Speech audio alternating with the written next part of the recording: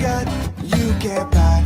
It resides between my eyes. Walked through the fire, came out better on the other side. See, life's like a beach if you find the same. And right now, I feel like 100 grand. You are listening to Inspired Insider with your host, Dr. Jeremy Wise. Dr. Jeremy Weiss here, founder of InspiredInsider.com, where I talk with inspirational entrepreneurs and leaders. Thanks for tuning in to this special episode where we revisit a previous conversation I had with Jason Swenk. Jason helps agency owners grow their agencies faster. He has created the resources he wished he had when he ran his agency and sold it. Visit jasonswenk.com to learn more. This episode is brought to you by Rise 25. At Rise 25, we help businesses give to and connect to their dream relationships and partnerships. How do we do that? We do that by helping you run your podcast. We're an easy button for a company to launch and run a podcast. We do the accountability, the strategy, and the full execution. We call ourselves the magic elves that run in the background and make it look easy for the host so they can develop amazing relationships and run their company. You know, for me, the number one thing in my life is relationships. And I'm always looking at ways to give to my best relationships. And I found no better way over the past decade than to profile the people and companies I most admire and share with the world what they're working on. So if you thought about podcasting, you should. If you have questions, go to rise25.com or email us at support@rise25.com. Hey everyone, welcome back. Today we're going to be going deep, taking a deep dive into the world of digital agencies. Really deep. Specifically, what it takes to build one that's so successful that people are lining up to buy it. Yeah. Our guide for this journey is a fascinating interview with Jason Swenk. Oh yeah, Jason Swenk. An agency owner who has been there, done that, and now This is the guy. helps others do the same. He really knows his stuff, and he doesn't hold back. Okay. Jason's got some pretty strong opinions All right. about what really drives agency value. Yeah. And it's not just about hitting a certain revenue number. Okay, so spill the tea. What's the secret sauce? Profitability. Profitability? It's all about profitability. Okay. Jason uses this term, EBITDA, EBITDA? which stands for earnings before interest, taxes, depreciation, and amortization. Okay. Think of it as the agency's true profit muscle. All right, I'm following so far, but Yeah. give me an example. Why is EBITDA so much more important than just looking at revenue? Okay, picture this. You've got two agencies, Okay. both pulling in $10 million in revenue. Okay. That Sounds impressive. Yeah, that sounds pretty good. But agency A has an EBITDA of $3 million, while agency B is only at $500,000. Oh, wow. See the difference? Yeah, that's huge. Agency A is way more efficient, even though they're bringing in the same amount of top-line revenue. Exactly. That's what makes agency A much healthier business and a much more attractive target Yeah, for acquisition. makes sense. It shows they're not just burning cash to hit a revenue target. Right. They're actually running a tight ship. So are you saying that some agencies might be inflating their revenue numbers just to look good? It happens more often than you think. They're not actually. Jason even suggests Yeah. that Gary Vaynerchuk, Wait, Gary V? yeah, the Gary V, Oh, wow. might be running his agency at a loss. Hold on. Are you saying Gary V might be losing money on his agency? It's possible. And it's Possible. everywhere. What's the strategy there? Well, it's all about the bigger picture. Yeah. Jason's theory is that Gary might be using the agency as a loss leader to fuel other parts of his business empire. Oh, okay. It's a way to build his brand, attract clients, Right. generate buzz, Okay. even if the agency itself isn't Yeah. a huge profit center. Okay. That's pretty smart, actually. It is. But it makes you wonder That says. how many other seemingly successful agencies Right. might be struggling with profitability behind the scenes. It's a good reminder that you can't judge a book by its cover. Right. Or in this case, an agency by its revenue alone. Speaking of judging books by their covers, Right. Jason shared this wild story about an opportunity he had early in his career. Oh. And you're not going to believe this. Okay. It involved Elf on the Shelf.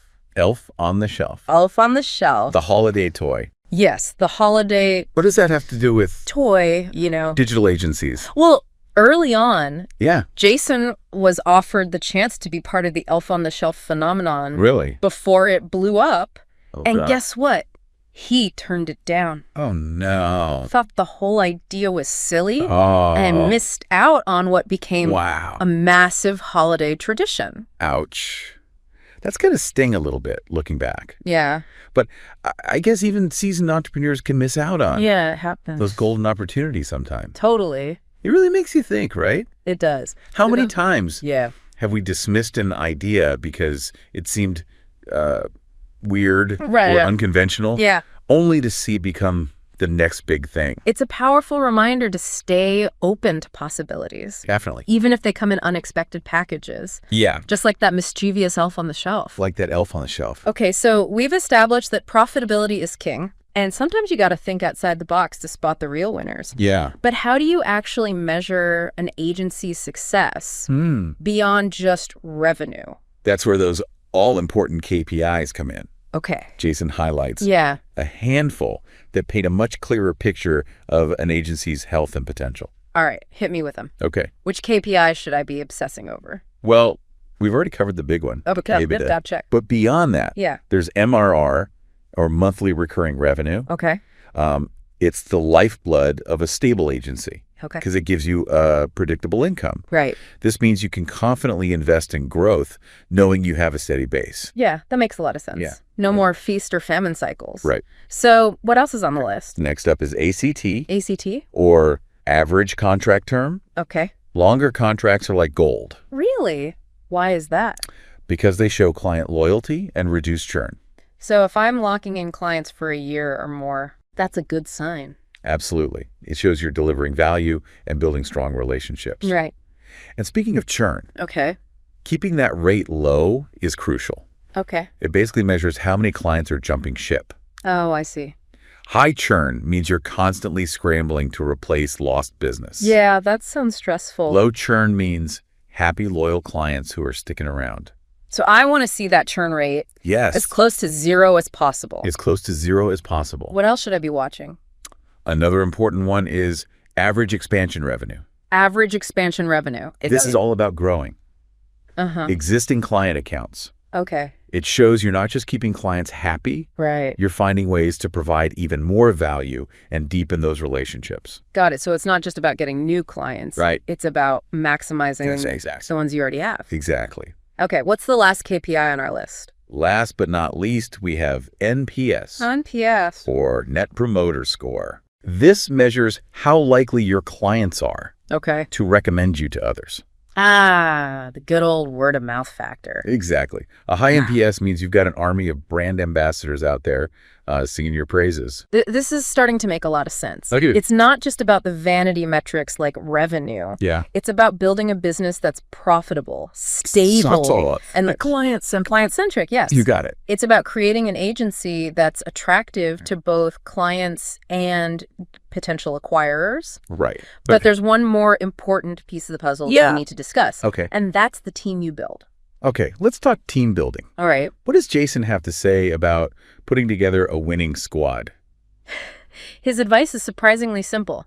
Hire based on your weaknesses. Ooh, I like that. Yeah. Yeah, that's good. It's so refreshing to hear that you don't have to be a master of everything Right. to build a successful agency. Right. It's about recognizing what you're not good at. And bringing in people who excel in those areas. Uh-huh. It takes a lot of self-awareness, Yeah. but it's a sign of strong leadership. So, for example, Yeah. if I'm amazing at landing new clients, but my organizational skills are a mess, Yeah. I should prioritize hiring a rock star operations manager. Spot on. Okay. That frees you up to focus on your strengths. Right. Bringing in that new business Right. while knowing the agency is running smoothly behind the scenes. Makes sense. What if I'm the opposite? Okay. A total operations whiz, but terrified of sales calls. Then find yourself a killer salesperson. Okay. It's all about balancing out your weaknesses Right. to create a well-rounded and high-performing team. And this isn't just good for the day-to-day running of the agency. It also makes it way more attractive to a potential buyer. Absolutely. Hey. Buyers want to see that an agency isn't completely reliant on the owner. Yeah. A strong team signals that the business can thrive, Right. even if the owner steps back.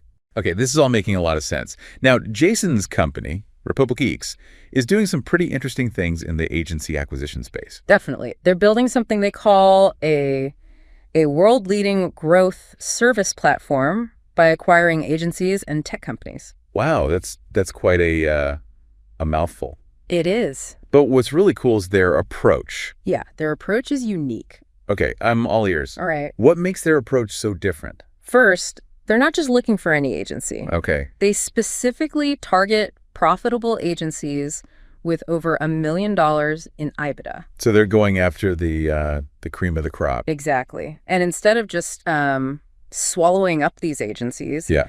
they allow them to keep operating independently. Oh, interesting. They're creating this collective of top-performing agencies that can benefit from shared resources and expertise Right. while maintaining their own unique identities. So they get the best of both worlds. It is. Independence and support. Right. It's a win-win. That's a pretty sweet deal for the agencies being acquired. And they're big on making sure the culture is aligned. Culture. Yeah. Jason even uses this analogy Okay. of getting on a boat.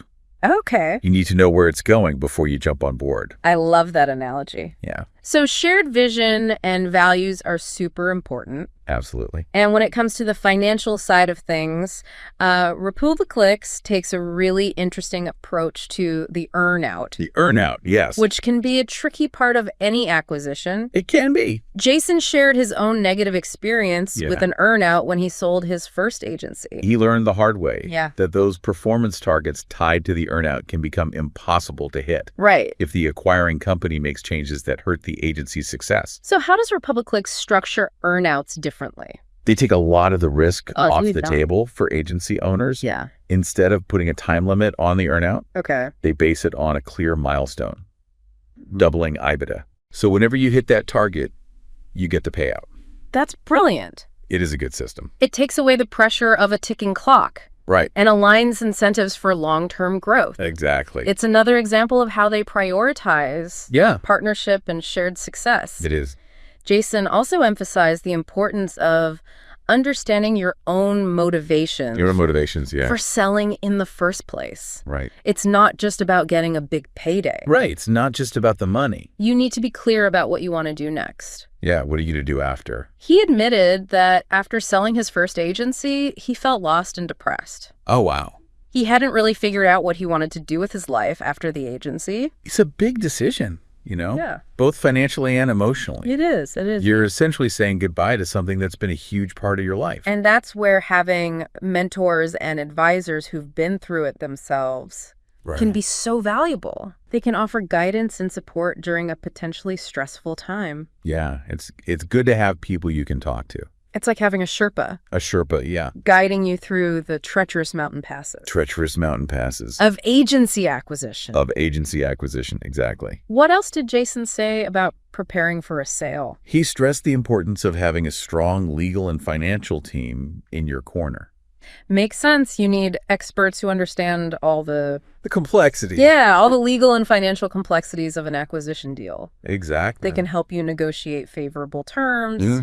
protect your interests, and make sure you're getting a fair deal. A fair deal, yeah. So it's not just about finding the right buyer. Right. It's about surrounding yourself with the right team of advisors. Right. Yeah. What else should agency owners keep in mind?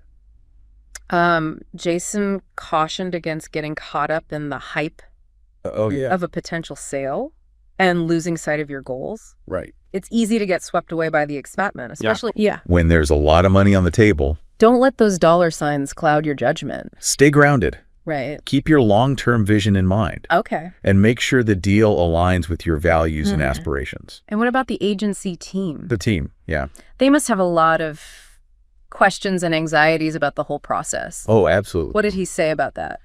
He's a big advocate for transparency and open communication. Okay. Keep your team informed about what's happening, Right. address their concerns honestly, and create a supportive environment. So it's about Yeah. building trust and making sure everyone feels valued during a time of transition. Exactly. Absolutely. Now, let's circle back to Republix's unique acquisition model. Okay. One thing that really stands out is their commitment Yeah. to preserving the culture and autonomy of the agencies they acquire. They don't try to force everyone into a cookie cutter mold. Right, yeah. They recognize that each agency brings its own unique strengths Right. and ways of working. That makes sense. Jason used this great analogy of a fleet of ships sailing together Okay, another analogy. I like it. toward a shared destination, Mm-hmm. with each ship having its own captain and crew. That's a really powerful image It is. that captures the essence of their approach. They're creating a collective of agencies that are stronger together, Right. but retain their individual identities and freedom. And they believe this approach fosters innovation, Innovation, yeah. creativity, Creativity. and a sense of ownership Oh. among the agencies they acquire. It's a smart strategy. Plus, it gives them access to a wider range of expertise and resources, Right. which benefits Everybody. everyone involved. Everybody wins. Okay, so we've talked about their approach to profitability, Yeah. culture, Big outs. earnouts, and even that clever boat analogy. The boat analogy, What else makes their acquisition process unique? they're very selective Oh, okay. about the agencies they bring on board. It's not just about financials. It's about finding the right cultural and strategic fit. So they're looking for agencies that align with their values and vision for the future. It's like finding the perfect puzzle piece that completes the picture. And once they find the right agency, Yeah. they're very intentional about integration. Integration, yeah. They focus on creating a better together A environment better together environment. where everyone feels valued and supported. It sounds like they put a lot of effort into making sure Yeah. the transition is smooth and beneficial Yeah. for everyone involved. It's not about one agency absorbing another. It's Uh-huh. about creating a true partnership. A true partnership, yeah. And they recognize that integration takes time.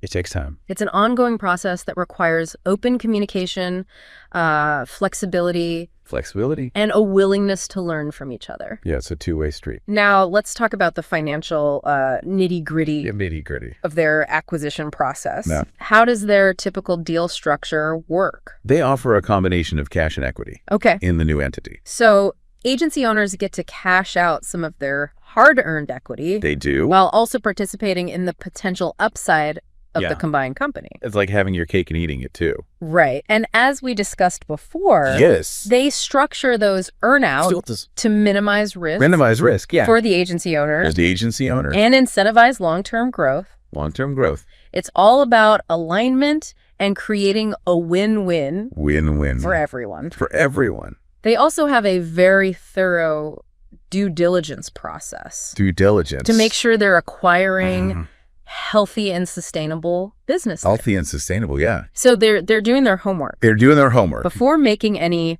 Big moves. big moves. They thoroughly examine the agency's financials, client base, operations, team, Yeah. you name it. It's like a full body scan for the agency. A full body scan. I like that.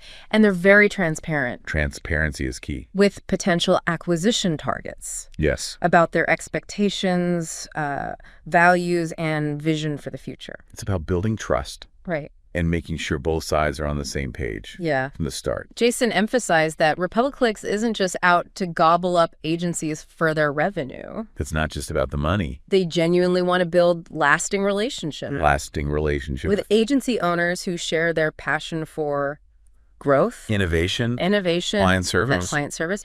It's a much more human approach to acquisitions. It is. Focused on partnership and shared success. Okay, so we've covered a lot of ground on Republix and their unique approach. Yeah, What about the bigger picture of agency acquisitions? the bigger picture. What are some of the key trends and Right. challenges happening in the industry right now? One major trend we're seeing is a lot of consolidation. Consolidated. Big agencies and holding companies. Are snapping up smaller agencies at a rapid pace. So it's becoming a bit of a feeding frenzy out there. Kind of. There are a few reasons for this. Okay. Agencies need to scale up to compete. Right. They want to access new capabilities and talent, Okay. and they're looking to expand into new markets. Makes sense. Bigger is better in a lot of ways. In a lot of ways, yeah. But what about the smaller agencies? The little guys. How do they survive It's tough. in this increasingly competitive landscape? It's definitely a challenge. Yeah. They might not have the resources Uh-huh. or scale to Yeah. go head-to-head with the giants. Right, right. So what are their options? What can they do? They need to find ways to stand out and prove their value. Okay. They might focus on specializing in a niche area, Okay. offering strategic consulting, or becoming masters of delivering measurable results. So it's about Right. carving out a unique space in the market and demonstrating their expertise. Exactly. So being small doesn't mean you can't be mighty. I like that. Yeah. Another big trend we're seeing is the growing importance of technology and data in the agency world. Technology and data, okay. Clients are demanding more sophisticated solutions. Right. And agencies need to keep up. It's all about leveraging the latest and greatest tech. The latest and greatest tech. To deliver better results. Better results, yeah. Think marketing automation. Marketing automation. Data analytics. Even AI and machine learning. AI and machine learning. It's a whole new world out there. It is. But I imagine yeah. all this new tech requires a lot of investment. It does. And that's another challenge for agencies, especially smaller ones. Especially smaller ones. With limited budgets. The limited budgets, yeah. They need to be strategic. They need to be smart. About their tech investments. And find ways to maximize their ROI. Maximize that ROI. So it's not just about buying shiny new toys. No. It's about using those toys effectively. To drive real business value. And another curveball agencies are facing is the rise of in-house marketing teams. In-house marketing. And those freelance platforms. So they're getting squeezed from both sides. Kind of. Yeah. As companies bring more marketing functions in-house. Yeah. And explore alternative sourcing models. Agencies need to differentiate themselves and prove their worth. It's all about showing those clients why they need an agency. And what makes that agency unique. Yeah. So the agency landscape is changing rapidly with lots of challenges and opportunities. So what advice does Jason have for agency owners who are thinking about selling? Okay. In this ever-evolving market. His first piece of advice is to get your house in order. What does he mean by that? Clean up those financials. Okay. Make sure your processes are well documented. Right. And have a strong leadership team in place. So basically, make your agency look as appealing as possible. To a potential buyer. Yeah. Buyers want to see an agency that's well managed. Profitable. And ready to grow. Okay, so once your agency's looking spiffy, what's next? It's time to think about your ideal buyer. What type of company would be the best fit for your agency? So are we talking a larger agency, a holding company, or maybe a private equity firm?